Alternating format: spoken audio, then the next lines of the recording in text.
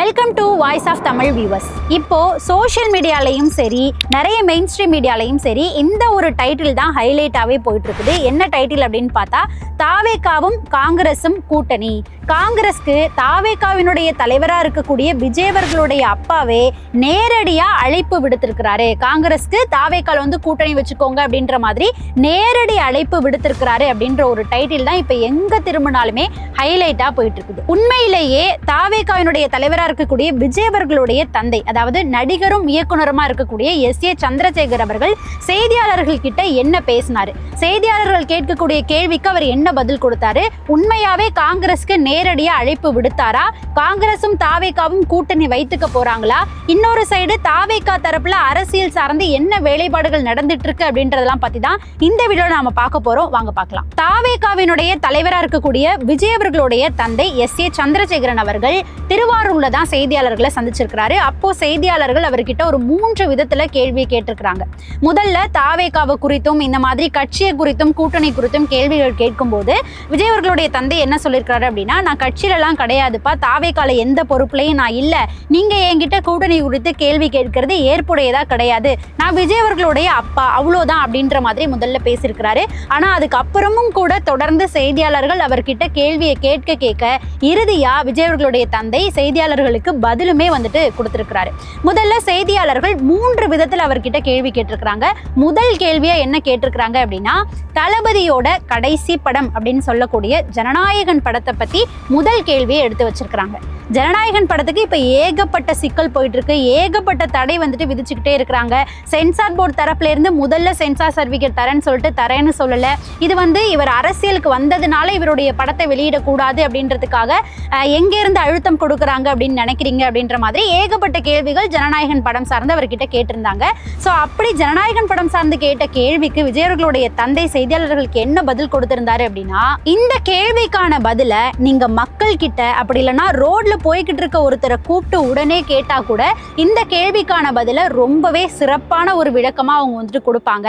மக்களுக்கு நல்லாவே தெரியும் ஜனநாயகன் படத்துக்கு ஏன் சான்றிதழ் கொடுக்கறதுக்கு இவ்வளோ இழுத்தடிக்கிறாங்க, அதுக்கு பின்னாடி எல்லாம் யார் இருக்கா, என்ன அழுத்தம் நடக்குது அப்படின்றது மக்கள் எல்லாருக்கும் நல்லாவே தெரியும். நீங்க மக்கள் கிட்ட இந்த கேள்வியை கேட்டீங்கன்னா கூட உங்களுக்கு ஒரு சிறந்த பதில் கிடைக்கும். இப்போ இந்த கேள்விக்கு நான் பதில் சொல்றேன் அப்படின்னா, விஜயோட அப்பா அதனால இந்த மாதிரி சொல்றாரு அப்படின்ற மாதிரி தான் பேசுவீங்க.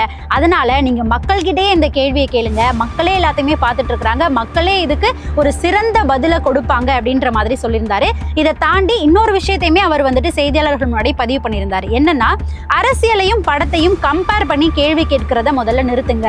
விஜய் அவர்கள் இப்போ நடிகர் கிடையாது, அவர் வந்து அரசியல்ல முழுவதுமா வந்துட்டு ஈடுபட்டுட்டாரு.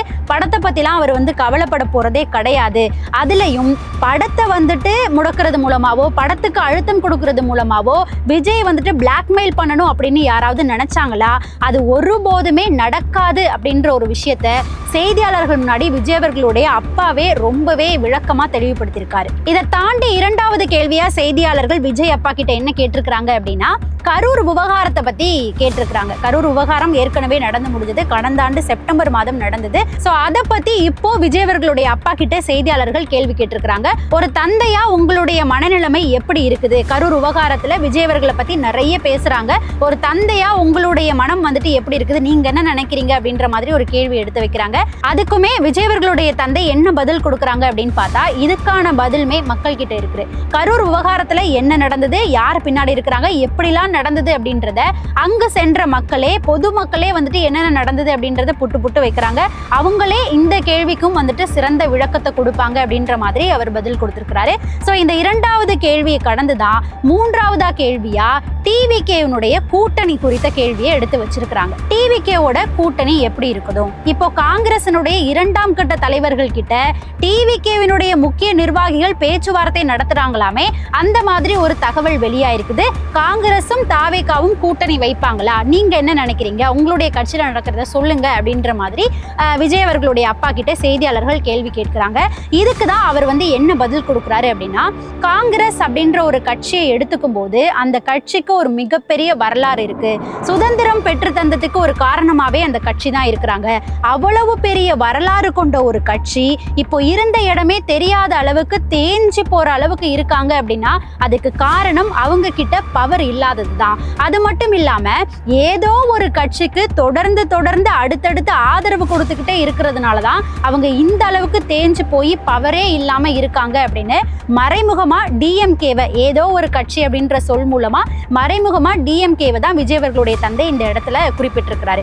டிஎம்கேவுக்கு தொடர்ந்து ஆதரவு கொடுத்து தான் காங்கிரஸ் வந்துட்டு இந்த அளவுக்கு தேஞ்சு போயிருக்கிறாங்க அப்படின்னு சொல்லியிருக்காரு. இந்த விஷயத்த சொல்லிட்டு அடுத்ததான் என்ன சொல்லியிருக்கிறாரு அப்படின்னா, காங்கிரஸ் தாவேகாவோட வந்து கூட்டணி வச்சுக்கிட்டாங்க அப்படின்னா அவங்களுடைய வரலாறை மீட்டு எடுத்து திரும்பவும் நிலைநிறுத்த முடியும். தமிழகத்துல அவங்களுக்கு திரும்பவும் பவர் கிடைக்கும். இப்படி காங்கிரஸ் வந்துட்டு தாவேகாவோட கூட்டணி வச்சாங்க அப்படின்னா அவங்களுக்கு கண்டிப்பா பவர் கிடைக்கும். இதை வந்துட்டு காங்கிரஸ் யோசிச்சு பார்க்கணும். அவங்க வந்து இந்த ஒரு வாய்ப்பை, அதாவது தாவேகா கொடுக்கக்கூடிய வாய்ப்பை காங்கிரஸ் வந்துட்டு பயன்படுத்திக்கணும் அப்படின்ற மாதிரி ஒரு விஷயத்தை எடுத்து பேசியிருக்கிறாரு. அதாவது காங்கிரஸ் தாவேகாவோட இணையும் போது அவங்களுக்கு பவர் கிடைக்கும், வாய்ப்பை பயன்படுத்திக்கணும் அப்படின்ற மாதிரி எதை குறிப்பிட்டு விஜய் அவர்களுடைய தந்தை பேசியிருக்கிறாரு அப்படின்னு பார்த்தோம்னா, விஜய் அவர்கள் தாவேகா மாநாடை நடத்தினாங்க. முதல் மாநாடு விக்கிரவாண்டியில நடத்தினாங்க இல்லையா, அந்த விக்கிரவாண்டி மாநாடுலேயே முதல் மாநாடுலேயே விஜய் அவர்கள் ஒரு விஷயத்த சொல்லியிருப்பாரு.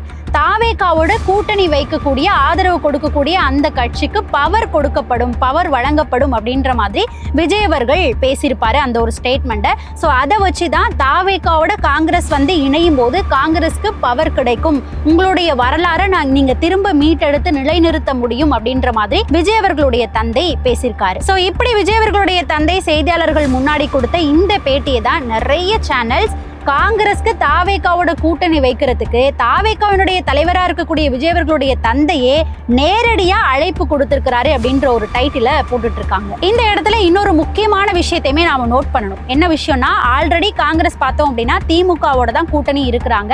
அப்பப்போ வந்துட்டு தாவேகாவுக்கும் காங்கிரஸும் வந்துட்டு கூட்டணி வைக்க போறாங்க, திமுகல இருந்து காங்கிரஸ் வந்துட்டு பிரிஞ்சு வர போறாங்க அப்படின்ற ஒரு சலசலப்புமே அரசியல் களத்துல போயிட்டு இருக்குது. அந்த சலசலப்பு எப்போல இருந்து போயிட்டு இருக்கு அப்படின்னு பார்த்தோம்னா, கரூர் விவகாரம் நடந்தது இல்லையா, அந்த கரூர் விவகாரம் நடந்த சமயத்துல விஜய் அவர்கள் கிட்ட காங்கிரஸ் கட்சியினுடைய தலைவரா இருக்கக்கூடிய ராகுல் காந்தி அவர்கள் பேசியிருந்தார். அதன் பிறகு பார்த்தோம் அப்படின்னா இப்போ சமீபத்துல காங்கிரஸ் கட்சியினுடைய முக்கிய நிர்வாகியா இருக்கக்கூடிய பிரவீன் சக்கரவர்த்தி அவர்களும் விஜய் அவர்களை நேர்ல சந்திச்சு பேசியிருந்தார்.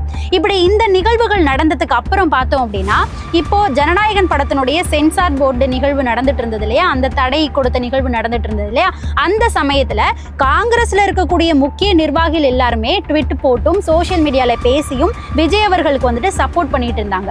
இப்படி நடந்த இந்த 3 சம்பவங்களையும் அடிப்படையா வச்சுதான் அதன் பிறகு காங்கிரஸும் தாவேகாவும் கூட்டணி வைக்க போறாங்க, பேச்சுவார்த்தை நடந்துட்டு இருக்குது, சக்சஸா முடிய போகுது போல அப்படின்ற ஒரு பேச்சுவார்த்தையும் நிறையவே சோஷியல் மீடியால போறதை நம்மளால பார்க்க முடிஞ்சது. இப்படி சூழ்நிலைகள் போய்கிட்டு இருந்த நிலைமையில தான் விஜய் அவர்களுடைய அப்பாவும் செய்தியாளர்கள் முன்னாடி காங்கிரஸ் குறித்து இந்த ஒரு விஷயத்த பேசியிருக்கிறாரு. அதாவது காங்கிரஸ் குறித்து இவர் பேசின விஷயத்துக்கு 2 விதமான விமர்சனங்களும் 2 விதமான கருத்துக்களையும் எடுத்து வைக்கிறாங்க. என்ன அப்படின்னா, ஒரு விதத்துல காங்கிரஸ்க்கு நேரடியாவே கூட்டணி அழைப்பு விடுத்திருக்கிறாரு, தாவேகாவோட வந்து சேருங்க, உங்களுக்கு பவர் கிடைக்கும் அப்படின்ற மாதிரி நேரடியா அழைப்பு விடுத்திருக்கிறாரு அப்படின்ற மாதிரி ஒரு கருத்து எடுத்துக்கப்படுது. இன்னொரு சைடு பார்த்தோம் அப்படின்னா, விஜய் அவர்களுடைய தந்தை காங்கிரஸை மறைமுகமா விமர்சிச்சிருக்கிறாரு. இப்போ தமிழ்நாட்டுல காங்கிரஸ்க்கு பவர் கிடையாது, ரொம்பவே தேஞ்சு போயிட்டாங்க அப்படின்ற மாதிரி காங்கிரஸை மறைமுகமா விமர்சிச்சிருக்காரு அப்படின்ற மாதிரியும் 2வது கருத்து எடுத்துக்கப்படுது. அது மட்டும் இல்லாம தமிழக சட்டமன்ற தேர்தல் 2026 தேர்தலுக்கு இன்னும் சில மாத காலங்கள் தான் இருக்குது.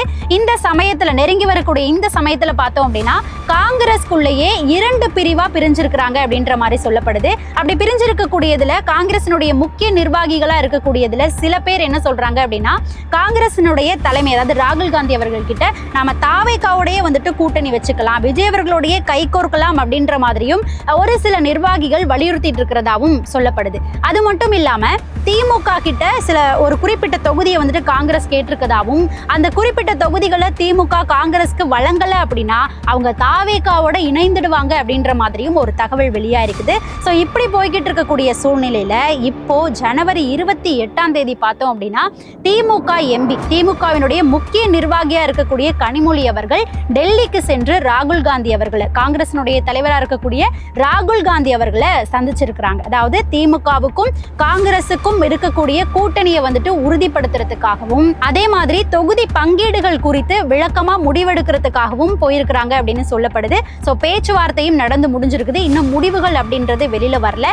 திரும்பவும் கூட்டணியை தொடர போறாங்களா, அவங்க கேட்ட தொகுதிகளை வந்துட்டு திமுக காங்கிரஸ்க்கு கொடுத்திருக்கிறாங்களா அப்படின்றது இனிமேதான் தெரிய வரும். இப்படி ஒரு சைடு விஜய் அவர்களுடைய அப்பா காங்கிரஸ்க்கு நேரடியாவே அழைப்பு விடுத்திருக்கிறாரு. இன்னொரு சைடு திமுகவினுடைய எம்பி ஆகிய கனிமொழி அவர்கள் டெல்லிக்கு சென்று திமுக காங்கிரஸ் கூட்டணியை வந்துட்டு உறுதிப்படுத்துறதுக்காக போயிருக்கிறாங்க. இப்படி நடந்துட்டு இருக்கக்கூடிய சூழ்நிலையில இந்த சைடு தாவேக்கால என்ன நடந்துட்டு இருக்கு, அரசியல் சார்ந்து என்ன பண்ணிட்டு இருக்காங்க, ஏதாவது தகவல் வெளியா இருக்கா, கூட்டணி குறித்து ஏதாவது தகவல் வெளியா இருக்கா, வேட்பாளர்கள் குறித்து ஏதாவது தகவல் வெளியா இருக்கா அப்படின்னு பார்த்தோம்னா இப்போ கூட்டணி குறித்த முடிவுகள் எதுவும் எடுக்கப்படல. கூட்டணிக்கு எந்த கட்சிகளும் வரல அப்படின்றத உறுதி செஞ்சு 234 தொகுதிகள்லையும் தாவேகா வேட்பாளர்களை நிற்க வைக்கக்கூடிய வேலையில தீவிரமா தாவேகாவினர் இறங்கியிருக்கிறாங்க அப்படின்னு சொல்லப்படுது. அந்த வேட்பாளர்களுடைய பட்டியலை ஒரு வார காலத்துக்குள்ள தாவேகா வெளியிட போறாங்க அப்படின்ற ஒரு தகவலும் வெளியாயிருக்கு. இப்படி ஒரு தகவல் வெளியா இருந்த நிலைமையில தான் இன்னொரு சைடு தாவேகாவினுடைய துணை பொதுச் செயலாளராக இருக்கக்கூடிய ராஜ்மோகன் அவர்கள் எக்ஸ் தளத்துல ஒரு பதிவுமே போட்டிருக்காரு. அந்த பதிவுல அவர் என்ன சொல்லியிருக்காரு அப்படின்னா, டிவிக்கே தமிழகத்துல இருக்கக்கூடிய ஒரு சில கட்சிகளோட கூட்டணி வைக்க போறாங்க அப்படின்ற மாதிரிலாம் சில வதந்திகள் வந்து பரவிட்டு இருக்குது. அந்த வதந்திகளை யாரும் நம்பாதீங்க. அதிகாரப்பூர்வமான தகவல்கள் வெளியாகிற வரைக்கும் வதந்திகள் எதையுமே நம்ப வேண்டாம் அப்படின்ற மாதிரி ராஜ்மோகன் அவர்கள் எக்ஸ் தளத்துல ஒரு பதிவை போட்டிருக்காரு. சோ இது வரைக்கும் நாம பார்த்த விஷயங்கள் எல்லாம் தான் நிறைய டிவி சேனல்ஸ் டிவிகேவினுடைய தலைவராக இருக்கக்கூடிய விஜய் அவர்களுடைய தந்தை நேரடியாவே காங்கிரஸ்க்கு அழைப்பு விடுத்திருக்கிறாரு அப்படின்னு டைட்டில் போட்டிருக்கிறதுக்கு பின்னணியில இருக்கக்கூடியது. சோ விஜய் அவர்களுடைய அப்பா ஒரு சைடு காங்கிரஸ்க்கு நேரடியாவே கூட்டணியில வந்து சேர்றதுக்கு அழைப்பு கொடுத்திருக்கிறாரு. டிவிகேல வந்து சேர்ந்தீங்கன்னா உங்களுக்கு பவர் கிடைக்கும், உங்களுடைய வரலாறை நீங்க மீட்டெடுத்து நிலைநிறுத்தலாம் அப்படின்ற மாதிரி செய்தியாளர்கள் கிட்ட பேசியிருக்கிறாரு. இன்னொரு சைடு பார்த்தோம் அப்படின்னா திமுகவினுடைய எம்பியா இருக்கக்கூடிய கனிமொழி அவர்கள் டெல்லிக்கு சென்று ராகுல் காந்தி அவர்கள் கிட்ட பேச்சுவார்த்தையை நடத்திருக்கிறாங்க. இன்னொரு சைடு தாவேகா 234 தொகுதிகளையும் தாவேகா வேட்பாளர்கள் தான் நிக்க போறாங்க, அதுக்கான பட்டியலையும் நாங்க ஒரு வார காலத்துக்குள்ள வெளியிடுறோம் அப்படின்ற மாதிரி சொல்லியிருக்கிறாங்க.